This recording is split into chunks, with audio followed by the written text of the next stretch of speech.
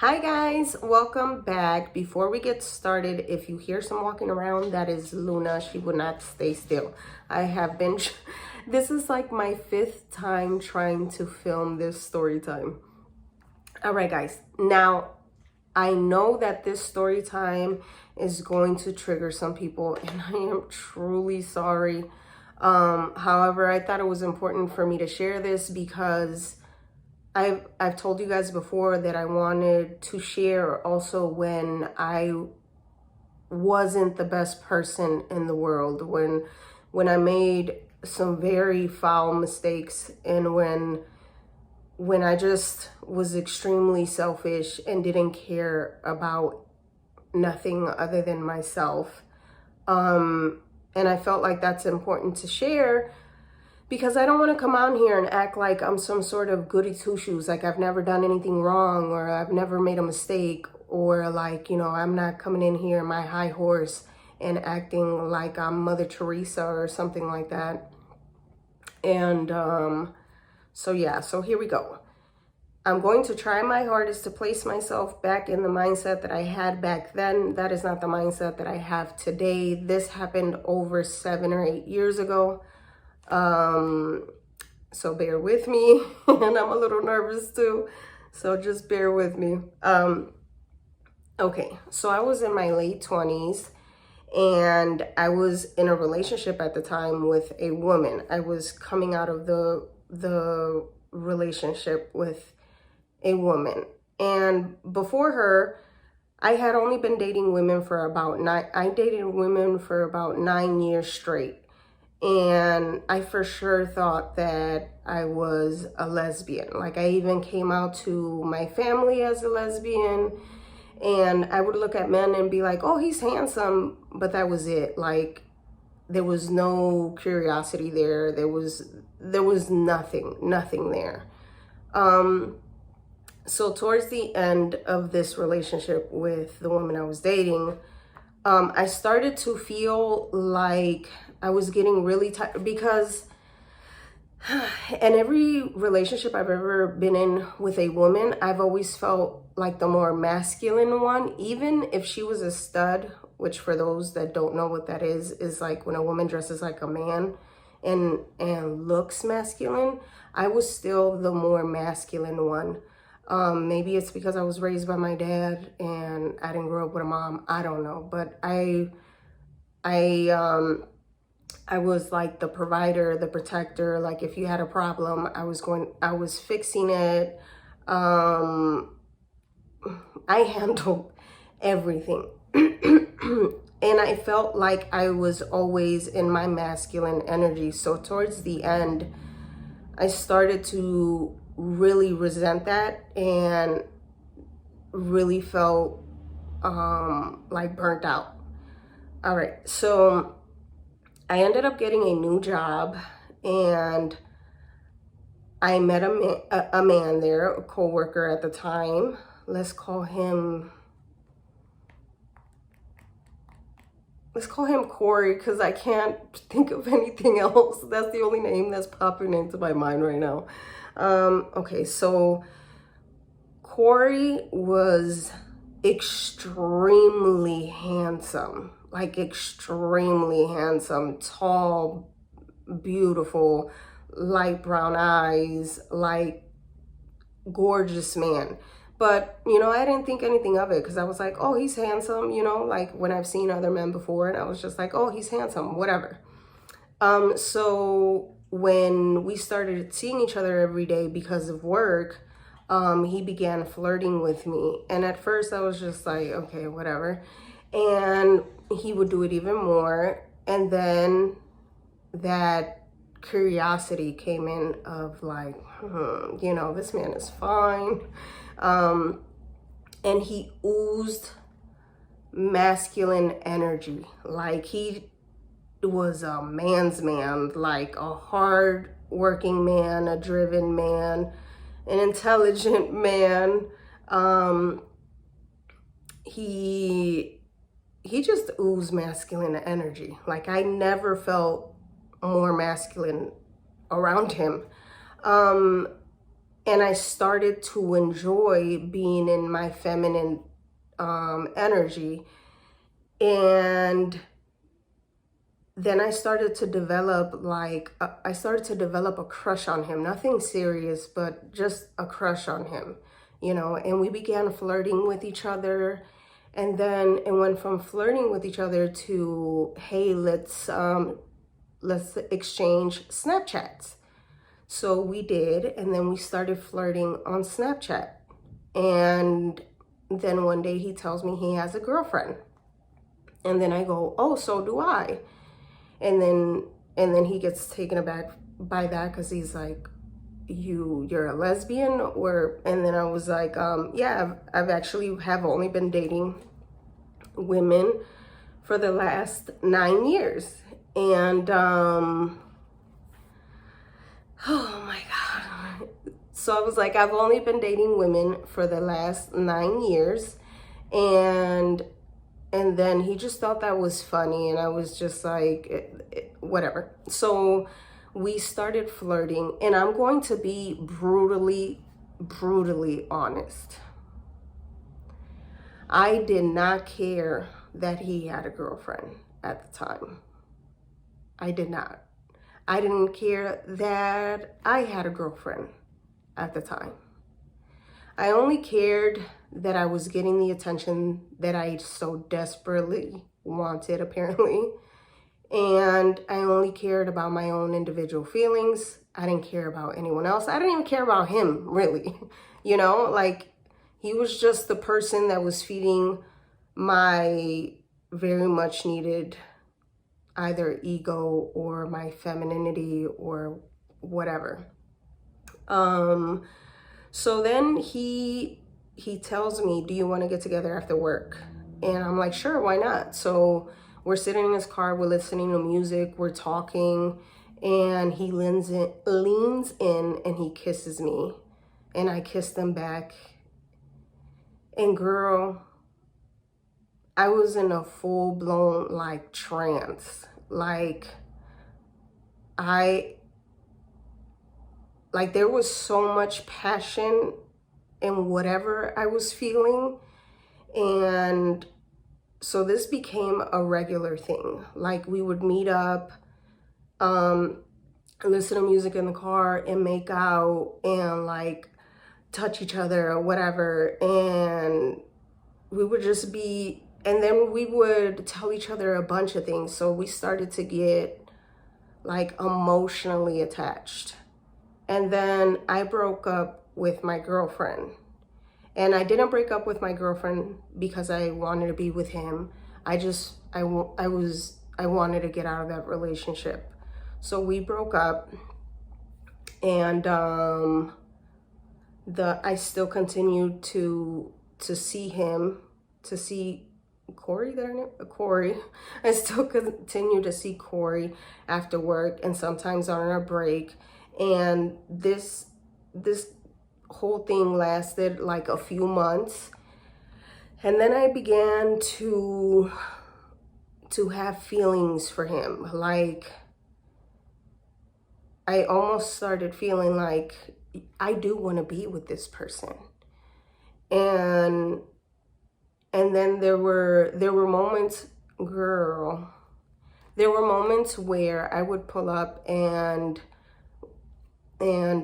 he would be talking to his girlfriend in his car, and I would just wait like in my car until he was done. The thirst and the most patheticness ever, but okay.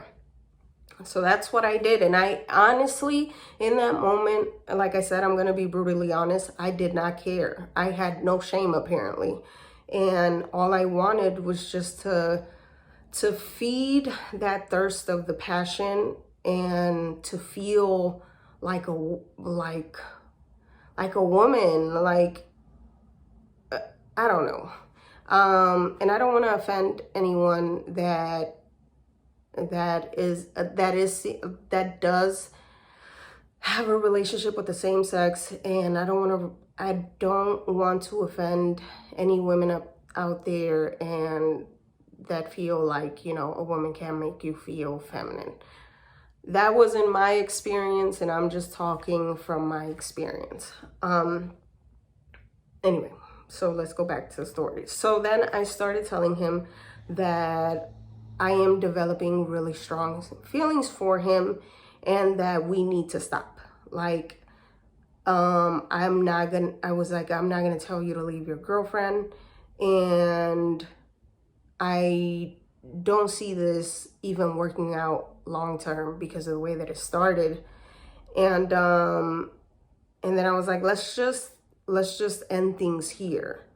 And he was pretty mad and was like, please think about it. And he continued to like flirt with me and try to like hang out again, but I refused to do that. And I was just like, this isn't, I started to feel extremely guilty, and I started to feel like, what the hell is wrong with you, Mari? Like, why do you want somebody else's man? Like, why are you okay with being a side chick? Like, how is that even rewarding? So I ended up ending things because, like I said, I started to grow intense feelings, and we ended things there. And this is what I learned from that whole experience, is that I wrote some notes down.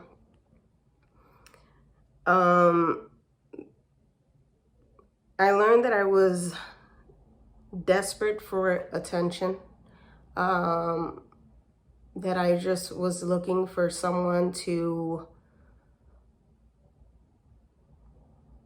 I was just looking for someone to make me feel like a woman, to make me feel feminine, to make me feel,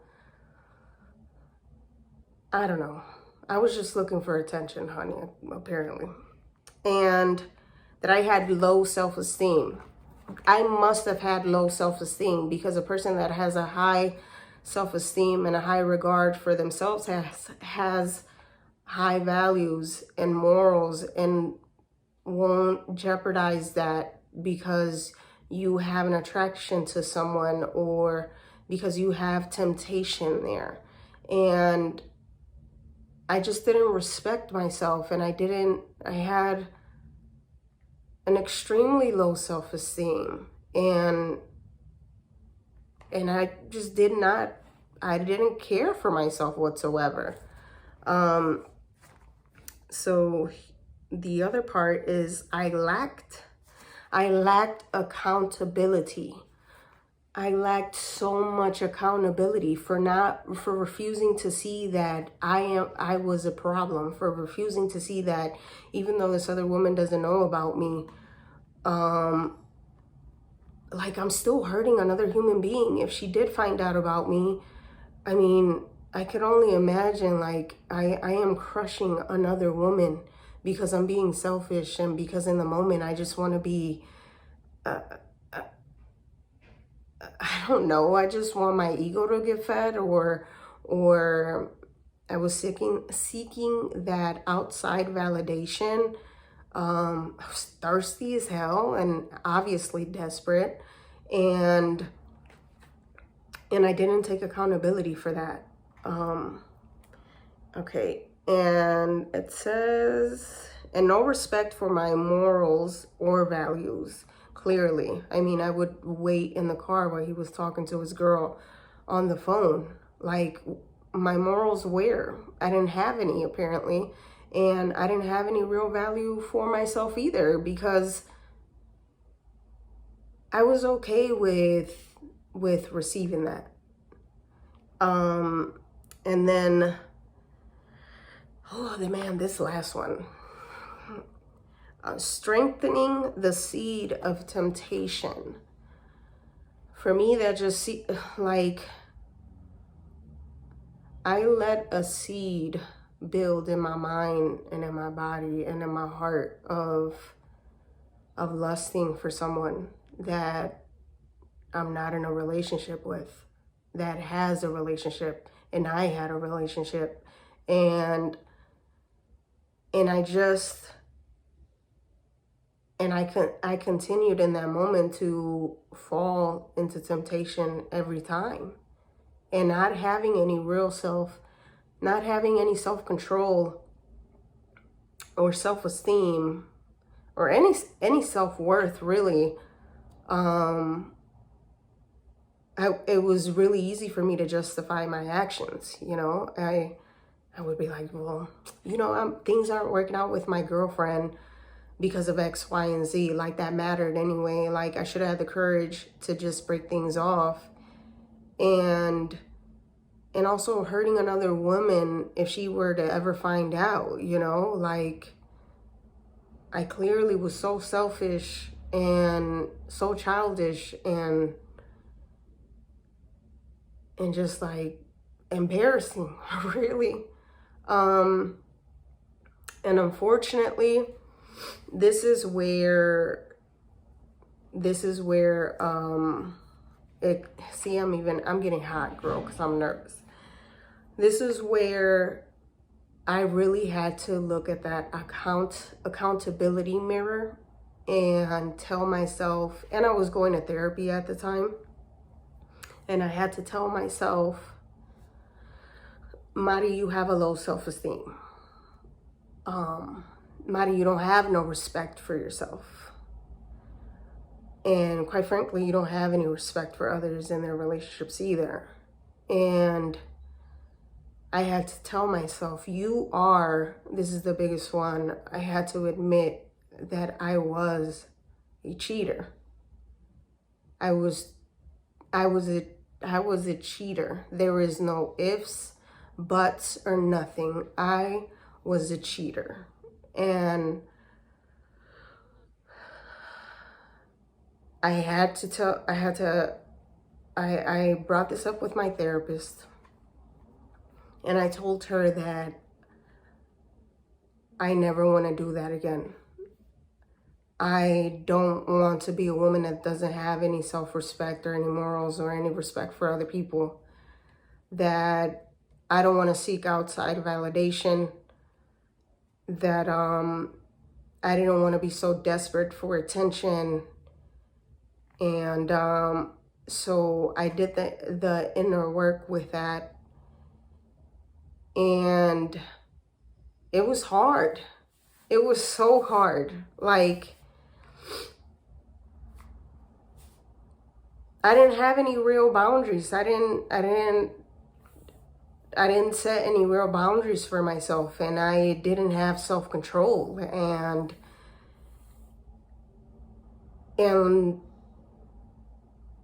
it's so hard to look at yourself and really take that. You know what?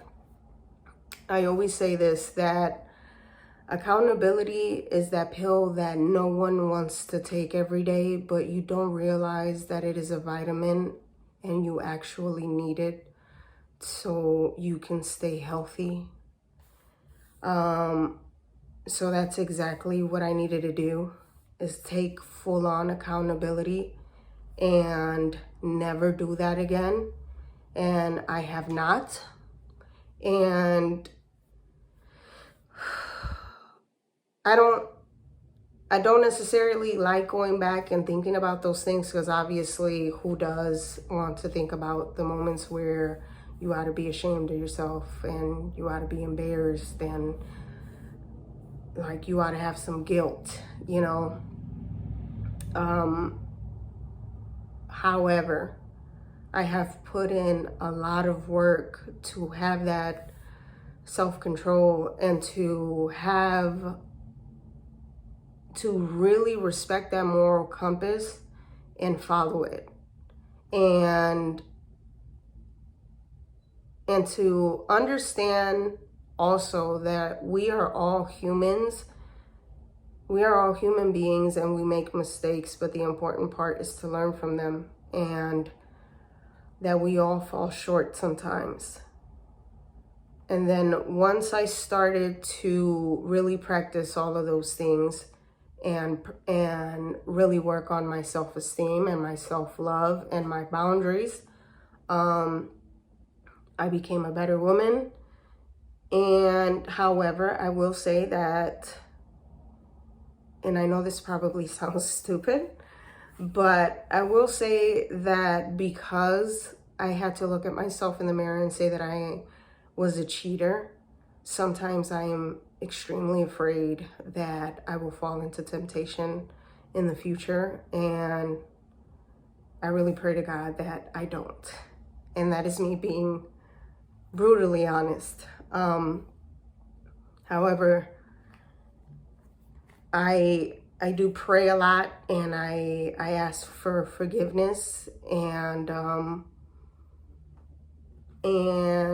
I saw this quote. I can't remember from where, but I have written it down, and it says, "Whew, your flaws are not disqualifying. Everyone is worthy of love and forgiveness." So I share that story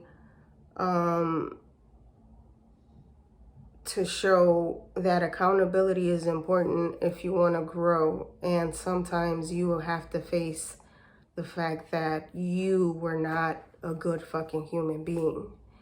And it's up to you whether you change that or not. And when you do, you are allowed to forgive yourself. That your mistakes don't disqualify you, and that you are worthy of love and forgiveness. And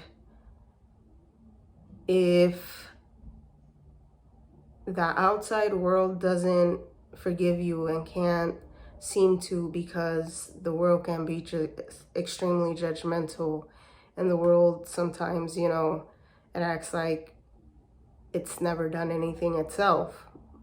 However, you can't worry about that. Take those worries to God. Take your confessions to God, and seek redemption. Just seek redemption and choose. I always say that we all have the same thing in the morning when we wake up, and that is a choice. And it's a choice whether to continue to do wrong or choose to change and do better. All right, guys. Well, I hope you guys enjoyed this.